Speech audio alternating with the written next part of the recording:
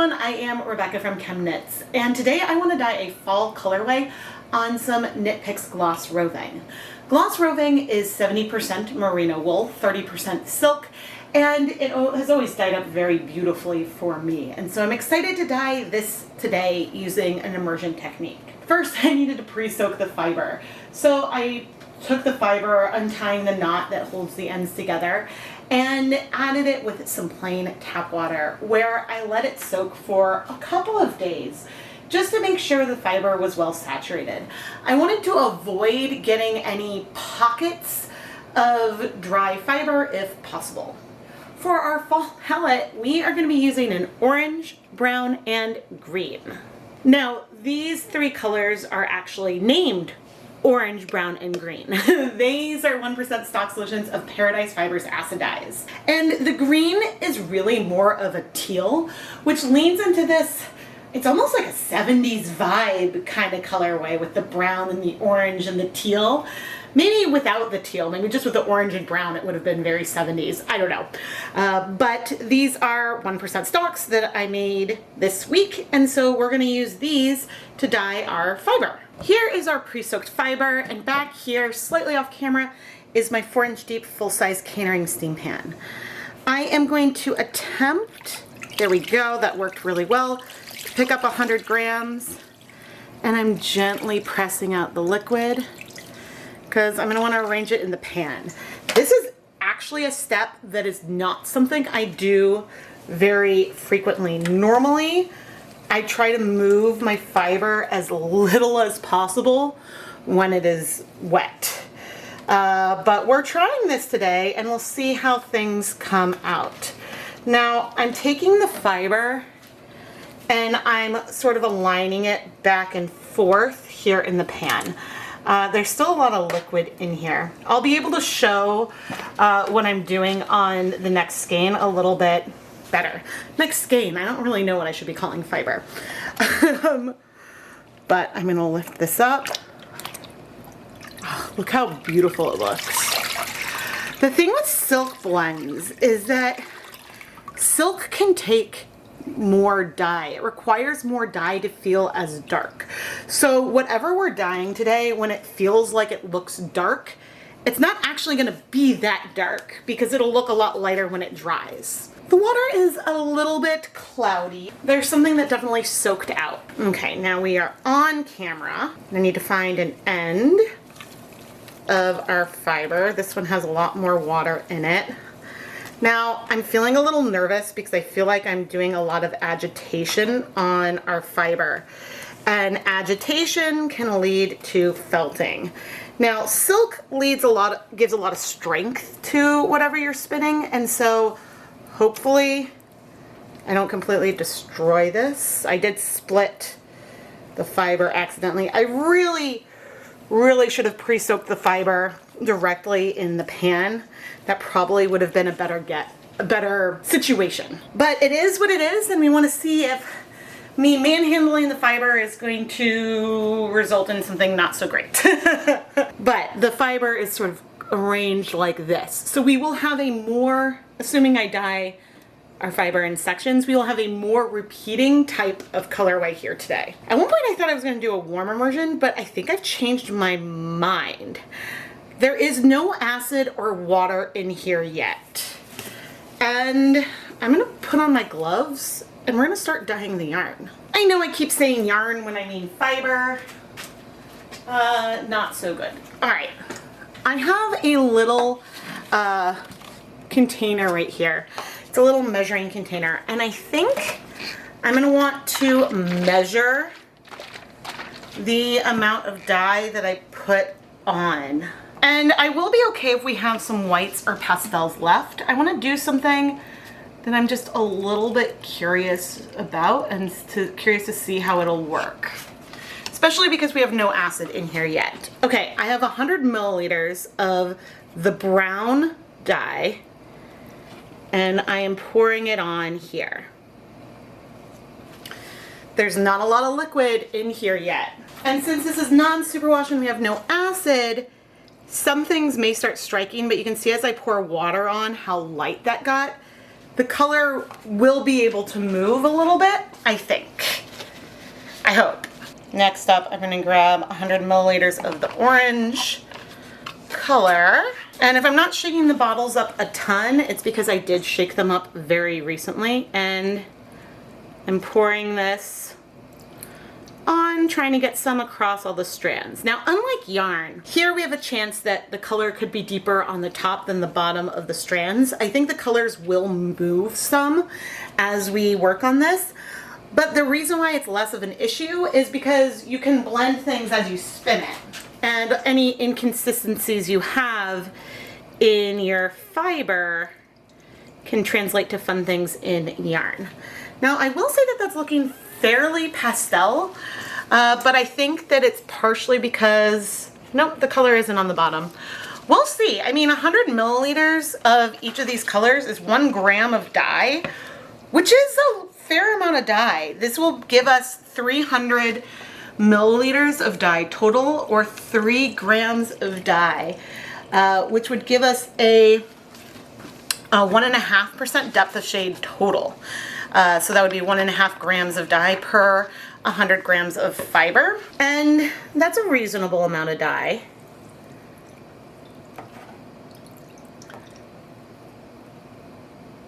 I think I just poured 100 milliliters. This green is really pigmented. And now I'm coming over with some water. Okay, and these colors may mix and blend some. But now I want to start getting water with acid and adding this onto our fiber. But first, I'm gonna move this over to the stove where I plan on heat setting it. The reason why I moved it now is because since we do have a reasonable amount of liquid, but since there's not so much liquid in here yet, the motion of moving the pan wouldn't change things too much. I will admit, this is not the way I thought I was gonna do this project. Right here, I have 4 cups of water with 5 tablespoons of white vinegar. And I'm slowly gonna start adding this onto the areas where we have dye. And so you can see that as I wait, the fibers are sort of swelling. The fibers are sort of swelling again as they get the addition of more and more liquid. And I'm trying to add this liquid approximately where I had placed the colors to begin with. And now I'm going to come in for the first time and start working these colors through a little bit. And now we can see more of the depth. This doesn't mean that we won't have whites towards the bottom. We might still have a lot of white in here, but it does look like we're getting some color down below. It's funny that the brown seems to be very small, but it doesn't matter if we have a big section of brown here and a smaller one over there, because again, when things are spun, there's going to be more randomness to everything anyway. I did go and rinse off my hands before coming to our orange section, and that is mainly because the orange is a brighter color here compared to the teal and the brown, and if I brought some of those teals in right away, then that could affect the way that these colors are going. But so far, so good. And now we have the colors mixed in and spread out through the fiber a little bit. I'm actually pretty happy with this so far. I think at one point I thought that I might mix the colors and sort of pour it on while things were hot, but I'm enjoying the control that I have here. But you can see as I pour on more water, in those areas where the water goes, we lose color because the water that I'm adding displaces it a little bit. So we currently have, I would say we definitely have the 4 cups of water we just added. There was some water in our fiber, and we added a cup or so of the dye. So I would say we have between maybe around 6 cups of liquid in here total. We definitely have a reasonable amount of acid. Part of me is wondering if I need more depth in the orange. But let's give this a chance and heat things up a little bit so we can see. Okay, I just turned on the heat. We are atop 2 gas burners on my stove. And I'm gonna wait just a couple of minutes until we start to see some movement on the surface. At some point I might want to cover it, but I want to show you where I want the heat and what I want to see so that way you can see it. We'll leave it a minute or two and you're starting to see a little bit of movement and some bubbles on the surface. I'm now going to reduce the heat to low because I don't want to have that much movement. I want to be below a boil so that way we avoid agitating the fiber. One downside to having the heat on low is that it means the flames are much smaller. When it's on high, they sort of expand larger and it's easier to heat a big area. And so sometimes you might worry that the edges aren't getting as much heat. And so one way, especially with fiber, that we can combat this is by covering the pan. Now, I know you can get pans with covers. You can get pans that have lots of stuff to them, but foil works. I can reuse it for multiple projects, and yeah, it's, I guess, less equipment that I have, and that can come in handy. So I'm now going to want to heat this for 30 minutes, but I will come occasionally and peek and make sure the water level is okay. I've never burnt yarn or fiber, and I don't want today to be the start. It's been 30 minutes. The orange is brighter, but the tone of the green has decreased. Okay, let's see. The color has mostly cleared towards the center, but I did find this pocket near the edge that had a lot more color. I'm sort of spreading that out. It's the same thing happening with the brown. Yeah. And the orange, I didn't even check the center. We're definitely having some more color on the sides, which also could be because there could have been a little more color there from the pores anyway. But I think we're gonna need to heat things a little longer. And I'm gonna bring in more acid. So I'm adding the acid specifically to those areas where we had more color. And it may not have been a lot, but I didn't want to move things too much.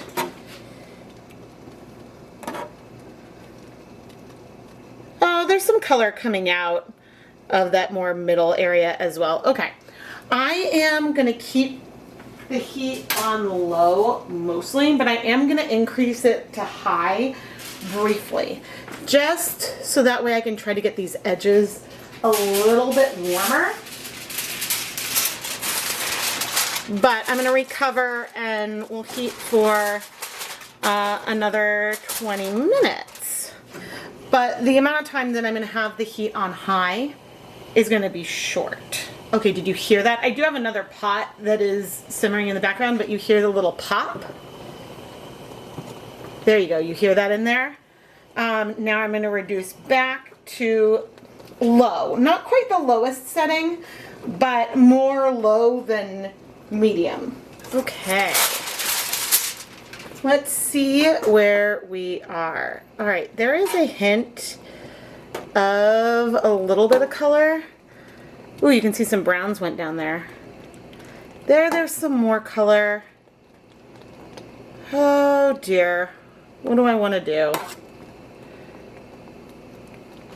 I think what I want to do here is turn off the heat and leave the fiber in the pan to cool off completely. I am slightly concerned about this residual brown that is at the edge, but I think we can also try to deal with it. I mean, I don't want to agitate things too much that we cause felting. So I've turned off the heat. We're going to sit here in the pan, which is going to take over an hour to cool off, so that will be applying more heat to our yarn. And then once things are completely cool, we'll take a look and think about what we might want to do. The dye bath is cool, and I want to remove our roving carefully. Realizing that as I lift this, that's making the pan quite precarious. So So I'm gonna pop this into some water below, go set the pan aside, and we'll wash our fiber. Now the good news is that there was only a hint of some orange left in the pan. And so, yeah, actually we're seeing that here. That surprises me. Maybe it's brown. I don't really know. Okay, I really don't want to felt this. That would make me really sad. I'm going to try to have the running water be away from the fiber. I put a little bit of dish soap on my hand. Gonna bring that in. And the goal is to hopefully dislodge any unbound dye. So first I'll fill up the basin all the way. And now I'm gonna try to remove some of these suds so that way you can see what's going on. But I'm gonna let the fiber sort of spread out. And there's still too many suds to see. I guess what can remove it if I had like an alcohol spray, but I don't think I want to introduce alcohol into here. But the fiber can really like fluff up and expand. It's not compressed because there's enough water here to allow that to happen. And if I push it aside, I am seeing a hint of some brown color. And so I'm gonna try to let this drain. I mean, that color I'm seeing is very, very pale compared to the color that we have in our fiber. So it isn't like something that has me mega concerned, but it's still something that I'm hoping does not get worse. So I'm gonna fill this up again and let things sit in water for like 10 minutes. It's been 10 minutes. Let's see how we're doing. I would say our color has mostly cleared. Okay, now I need to carefully remove it. And I'm not doing it the way I want to. I was like, I want to remove one segment of it at a time, and I feel like I'm not being too gentle. Eek, it's making me nervous. But I'm gonna go put this through my spin dryer and then carefully hang it up to dry. So that way we can take a look at the fiber. And I'll show it to you before I fluff it up or anything at all. That way we can see how much my handling of the fiber did or did not alter it at all. All right, I'm seeing a hint of color in here, but I'm already gonna go and spin it, so let's go do it. And that's really not that much. One reason why I wasn't that worried about the little bit of color left in the water is that it wasn't a ton of color, and when you spin yarn after the fact, you tend to wet it to set the twist, and that's the stage where when the yarn is already spun, that you don't have to be quite as delicate because spinning gives some order to the fibers, which protects them a little bit. Not that you want to be rough with this yarn even when it's spun, but it's easier to more thoroughly wash it. Now, if the bleeding was heavy, then I would have kept washing it for a lot longer. Here's our fiber straight from the drying rack. I haven't even fluffed or organized it at all, and the fiber is so fluffy. As for the color, I feel like I'm still not representing this orange correctly. On my monitor, it feels very yellow, and there's a lot more red in it. This is slightly better. I'm playing around with the camera settings, and so I think this is probably the best I can get. But I'm gonna go, not fluff it yet, but just arrange it a little nicer. Here are our colorways. And as for the fiber, maybe there is a little bit of fiber crossing on the surface, but I'm really not feeling anything felted. Okay, so here there's a little bit of disorderment, but it's very easy to pull apart, and so we do not have any kind of felted mess. Now, I do like to store my fiber in some kind of braid, is the way that I typically store it. But what I'm doing here is removing some of the twist that I had in it as I was putting it down and just making sure everything is a little neater. Like, here's a section that I pulled off while I was going through the whole dyeing process, and there's nothing I can really do to reattach that. So it is not the cleanest braid or the cleanest fiber I've ever done, but we're still not felted, and well, we're also not completely in frame, but you can see the difference of just that quick little fluffing versus the unfluffed. And I'm gonna go fluff the other fiber. As for the color penetration, we do have some pastel patches, but otherwise the color did go through all of the fiber. I'm actually, I guess I shouldn't be that surprised because this is a silk blend, but of all of the colors here, the orange feels more saturated than I expected, and the brown feels a little bit less. Of course, there are patches likely where we first poured on that dye that are much, much more saturated than the rest because we did pour the dye in some small areas and then spread it out. But when spinning, this will just add a little bit of dimension to the colorway. So now I'm going to, I guess, crochet this fiber up into its little braids. There is a somewhat repeating nature to this fiber because the way the yarn was ordered in the pan, we have regular sections of brown separating our teal and orange sections. It sort of goes brown, orange, brown, teal, brown, orange, brown, teal, in that kind of order. And so when spun, depending on how large of sections that you take, you could get something that is repeating, especially if you were to say chain ply it, or you could get a yarn that feels almost like it's multicolored within the twist. If you spun multiple sections and did a 3-ply yarn. There's many different ways that you could spin this up. And so I love seeing it braided up because it gives you almost a bigger feel of what this fiber could do. But again, if you give a braid like this to 10 different spinners, you're going to end up with 10 different yarns. Of course, if they coordinate, you could end up with things that are more similar, but every spinner might approach the way they want to translate color in fiber, in hand-painted fiber, to color in yarn differently. And that's one thing that is really, really fun about dyeing the fiber itself. But anyway, I am Rebecca from ChemKnits, and I really hope that you've enjoyed this video.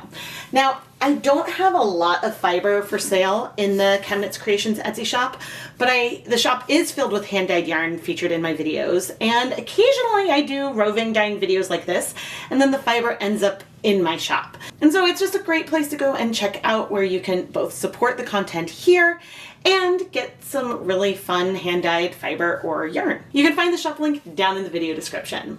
Thank you so much for watching.